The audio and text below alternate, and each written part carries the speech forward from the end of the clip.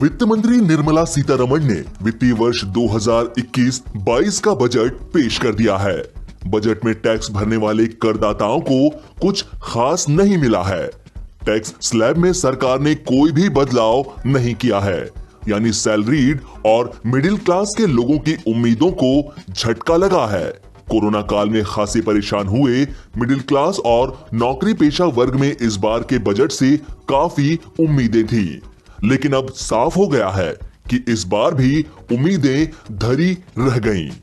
हालांकि सरकार ने सीनियर सिटीजन्स को कुछ राहत जरूर दी है। वित्त मंत्री ने कहा कि 75 साल से ऊपर के बुजुर्गों को इनकम टैक्स रिटर्न नहीं भरना है। वित्त मंत्री ने कहा कि आजादी के 75वें साल में हम उन्हें कुछ छूट देना चाहते हैं जो 75 साल या इससे बड़े हैं।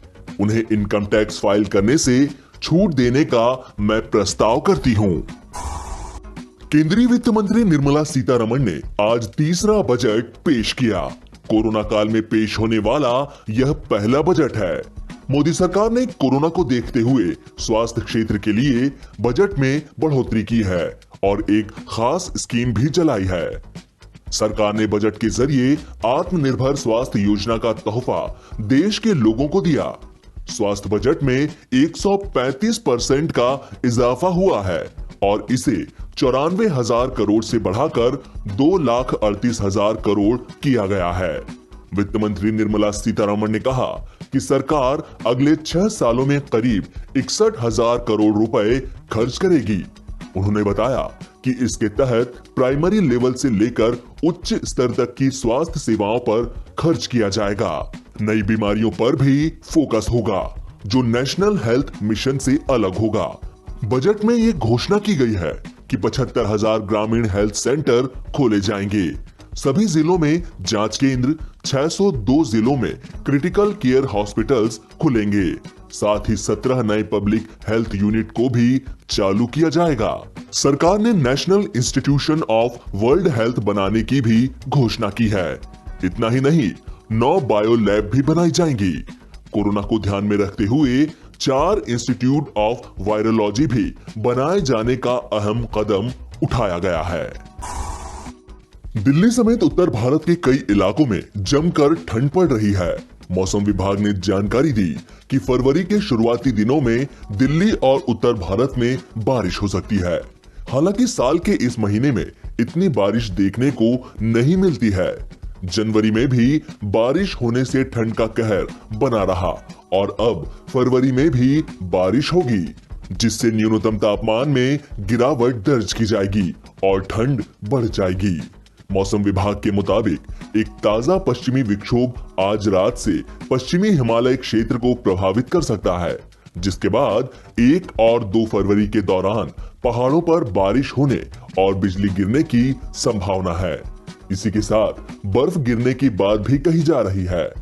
एक अन्य पश्चिमी विक्षोभ 2 फरवरी से पश्चिमी हिमालय क्षेत्र और 3 फरवरी से उत्तर पश्चिम भारत के मैदानी इलाकों को प्रभावित कर सकता है, जिसके कारण 3 और 5 फरवरी के दौरान पश्चिमी हिमालय क्षेत्र में मध्यम बारिश और बर्फ के गिरने की संभावना है।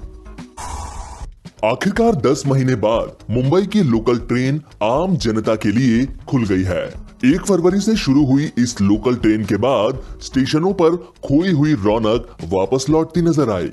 काफी दिनों से आम जनता को लोकल ट्रेन में यात्रा की अनुमति का इंतजार था, जो कि अब पूरा हुआ है। लॉकडाउन में जब से दफ्तर खुलना शुरू हुए हैं, तब से लोगों को आने जाने में काफी दिक्कतों का सामना करना पड़ रहा था। ऐसे में सरकार और रेलवे की तरफ से लोकल ट्रेन में यात्रा करने की अनुमति देना काफी राहत भरा कदम है। मुंबई वासियों को 10 महीने से भी ज्यादा समय के बाद उनकी लाइफलाइन मिली है। भारत में कोरोना वायरस संक्रमण की दर लगातार धीरे धीरे कम हो रही है। स्वास्थ्य मंत्रालय के ताजा आंकड़ों के मुताबिक पिछले 24 घंटों में कोरोना वायरस के 11,427 नए मामले दर्ज किए गए, जबकि 11,858 लोग संक्रमण से ठीक होकर डिस्चार्ज हो चुके हैं। वहीं पिछले 24 घंटों में कोरोना से देश में 118 लोगों की जान चली गई। देश में कोरोना से संक्रमित होने वाले मरीजों की कुल संख्या बढ़कर 1,07,57,610 तक पहुंच गई। अच्छी बात यह है कि इनमें से 1,04,34,983 लोग कोरोना से ठीक हो चुके हैं। वहीं अब तक देश में कोरोना से कुल 1,54,992 लोगों की मौत हो चुकी है, जबकि देश में फिलहाल एक्टिव केसेस 1,68,235 हैं।